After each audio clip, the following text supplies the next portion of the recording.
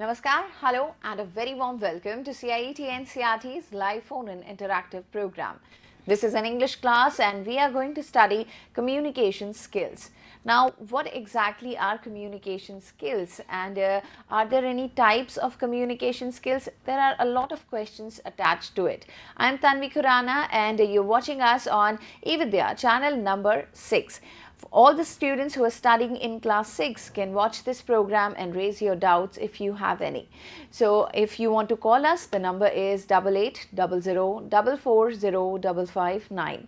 If you want to email us, the email ID would be dth.class6@ciet.nic.in.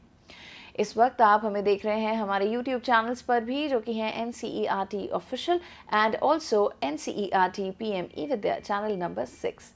In the live chat box of these YouTube channels, you can write down your questions, your queries and share them with us. So this is going to be a wonderful class. Let me please introduce you to our guest for today. She is Dr. Ashwini Sandeep Patil. Ma'am, a very warm welcome to you.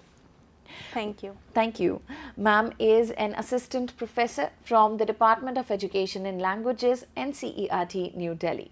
So let me please ask her, ma'am, what exactly are we going to do in this particular class? Thank you, ma'am. Today we are going to discuss about communication skills for class 6 students.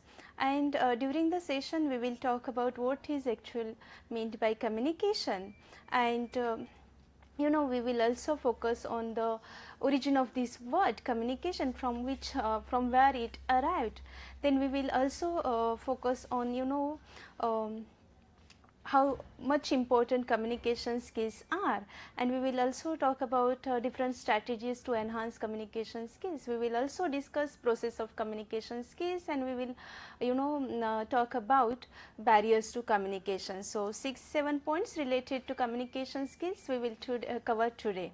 Okay, shall we begin, ma'am? Yeah, sure. Okay.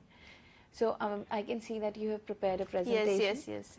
So dear learners, communication skills, it is most discussed topic, but still we have some misconceptions, misunderstanding related to this communication skill, and we have to improve and enhance our communication skills in order to be successful in our personal as well as in our professional life, right? It is said that good communication is a step towards success. Okay, so we all must have good communication skills. Okay, so before going to start the session, let me ask you one question, and you just answer me in a chat box and tell me, can you imagine your life without communication skills? So I would like to ask ma'am here, being a representative of students, right? Okay, how do we, how can we take it without communication? Can we actually imagine it? Ma'am, it's very difficult to imagine, and I think it's going to be very difficult, because without communication, how are we going to, talk to each other, or I don't know how are going to things be possible. Right. Yeah, of course, exactly. But आप भी सोचिए, how is it possible? Is it actually possible or not possible? What do you think? Whatever arises in your mind, you can put here. And how can you imagine life without communication? See, if you ask me, I feel that without communication, we cannot imagine our life, because we are, so much connected. We like to get connected, being a social animal. We want to share, we want to converse, we want to talk about many more things, and for this purpose we need communication, right? And it is hardly impossible to imagine a life without communication skills. What you think, we also would like to know from your side. Okay, so this word communication, from where it came, and what is the origin and history of this word, and what is the meaning of this word?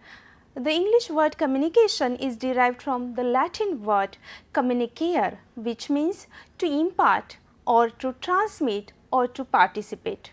Okay, and this word communicare is derived from the root word communis, which means to make common or to share, and it is taken into a French as a communication and English as communicate, and we in late Middle English period we got this word communication. So, this is the etymology of this word communication. Okay.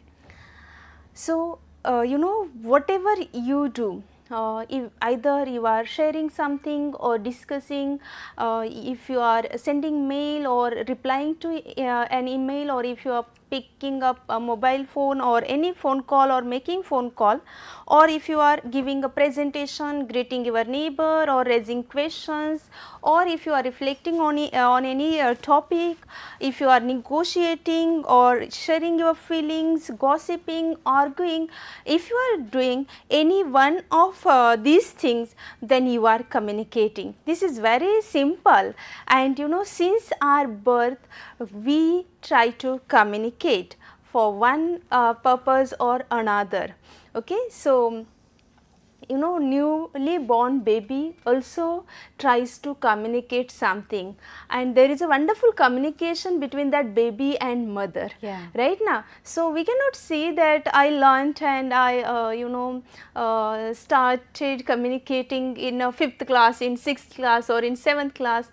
The process is ongoing, and you know, from since our first breath we have started it, and it will be with us till the last Breath of our life.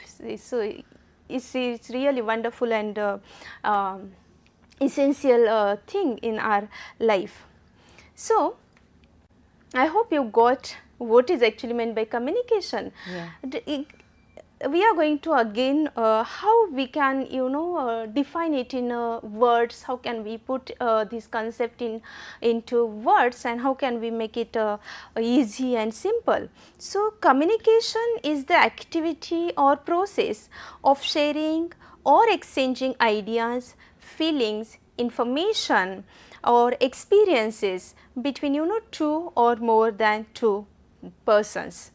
It is a two-way process of communicating information in the form of thoughts and ideas, with the having purpose of building and understanding, and this is quite essential segment of communication, and it is a process that involves sending and receiving messages through the verbal and non-verbal methods. So, here in this process of communication we use verbal cues as well as non-verbal cues, and we try to send some messages, or we try to share some information, and we constantly want to get connected. You know, in class your teacher asks you be quiet and maintain silence, but we don't like to maintain silence. Why?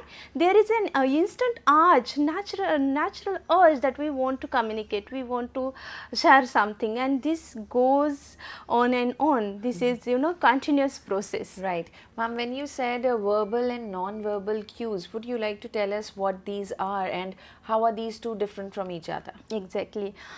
This is essential and important questions. You know, I used verbal and non-verbal. So, what is meant by verbal? Verbal communication means the communication which uses words and languages. So, we can communicate using words and languages. You may observe right now we are communicating. What we are doing right now? We are communicating right now. Yes. So, this is also communication, and you know what we are doing? We are using language here. Right, we are using English language or Hindi language to communicate, and we are using words from languages. This is the verbal communication, and non-verbal opposite of it, without use of language. So, can you tell me how can we communicate without use of language? We communicate using various signs and symbols. Okay, so this is the non-verbal communication, and two are different, but while doing this activity, while communicating, we can use both these cues. Okay, we can use verbal and non-verbal to make our communication effective. Is that clear, ma'am? Absolutely clear, ma'am. Thank you. So, next point, why this communication is so important.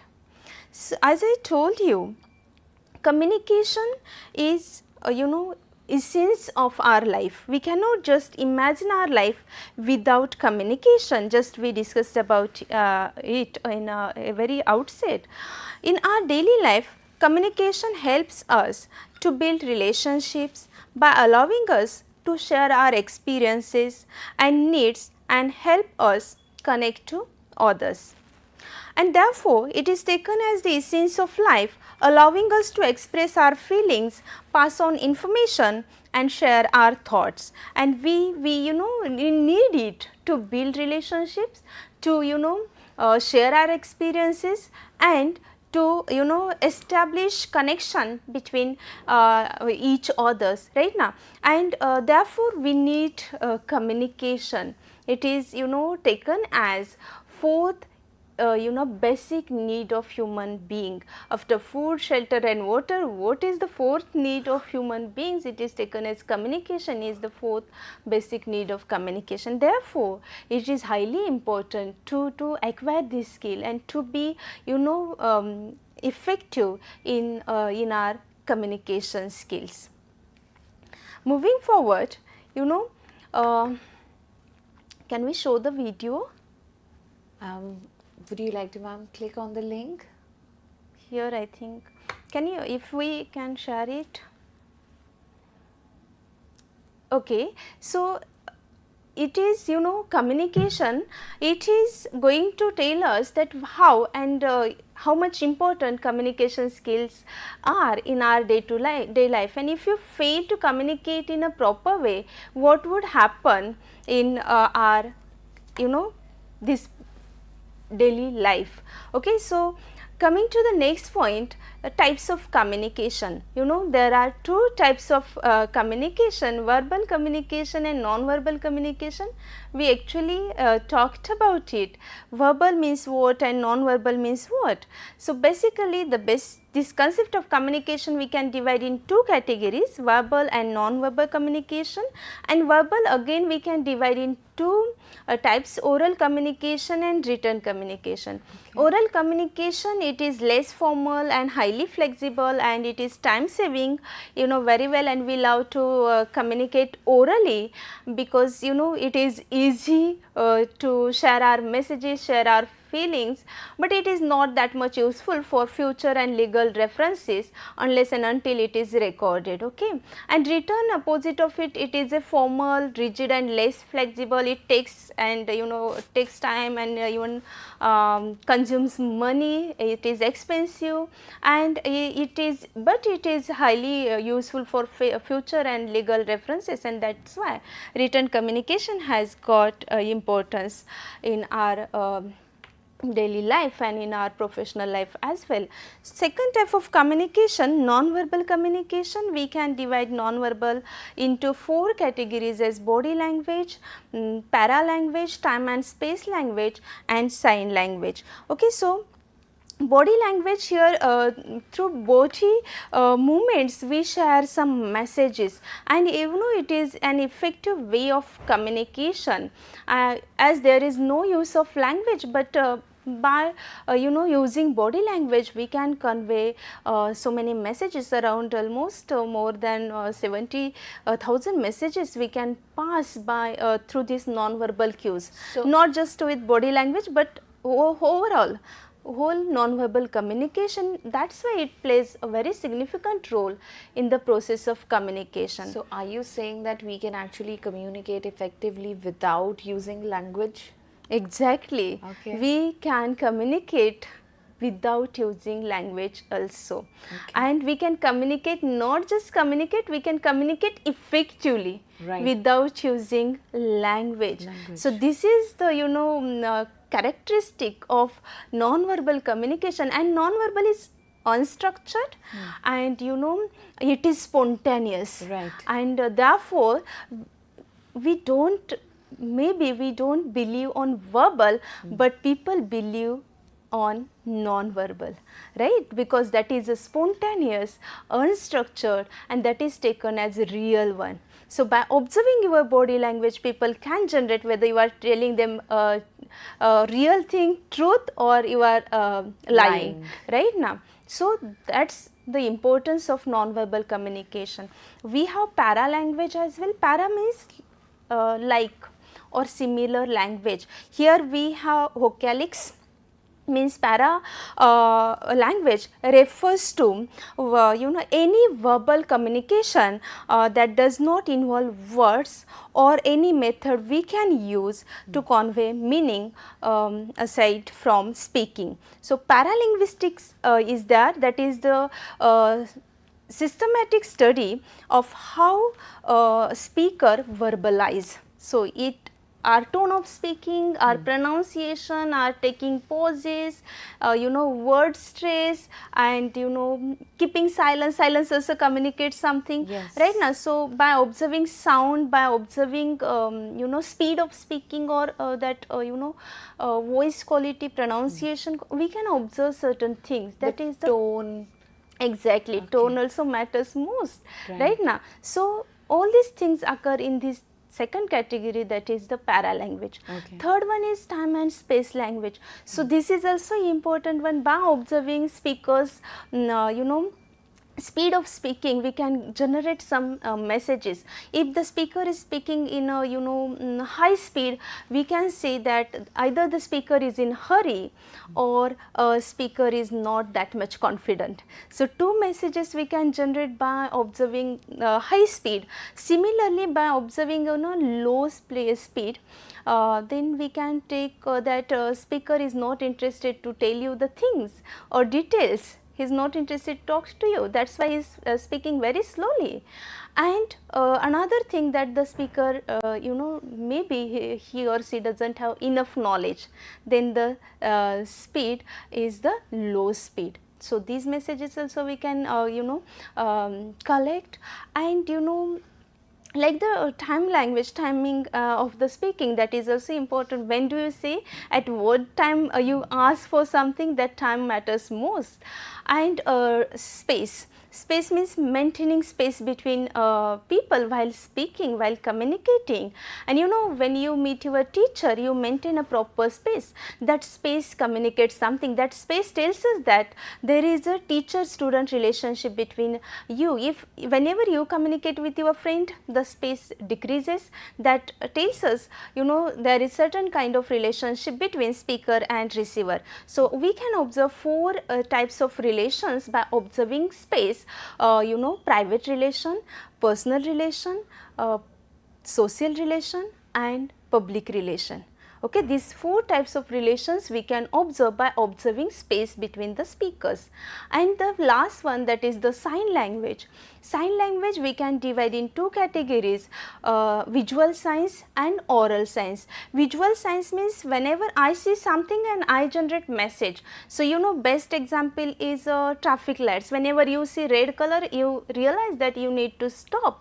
Whenever you see green color, green indicates that you may go now. So, by looking at certain things, it may be maps, graph, or poster, picture. Right now, we generate some messages, that is the visual communication.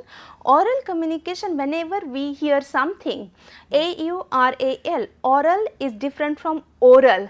O-R-A-L, it is the first type of verbal communication we already discussed. Yes. I am telling here visual and oral, A-U-R-A-L. Oral means whenever I hear something, suppose ringing of the bell rings and we get the message, now class is over. This is the college administration or school administration wants to tell you that now your class is over, and by hearing that sound you get that message. That is also communication, and this is wonderful system of communication. So, these are two types. You may study these two types in detail as well.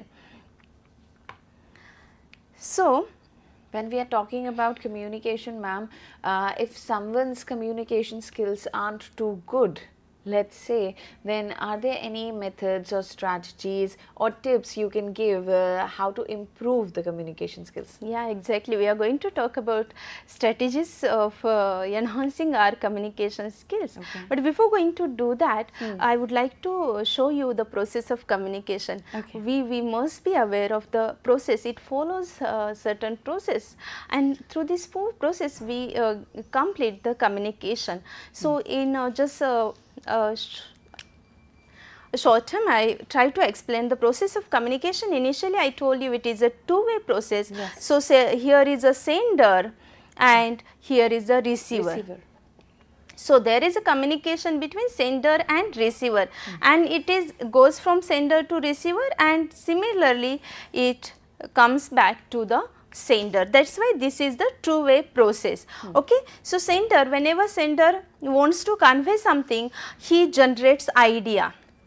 Okay, the idea, generation of idea is there in the mind of the speaker or sender, and he tries to encode that idea. Encoding means converting idea into words or gestures that will convey meaning. Okay, now after encoding, he generates message.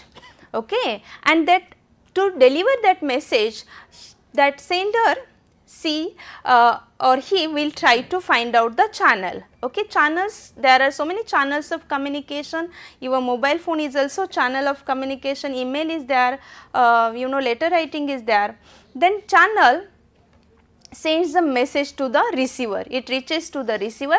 Then what receiver does? Receiver tries to decode the message. So, decoding is the opposite of encoding.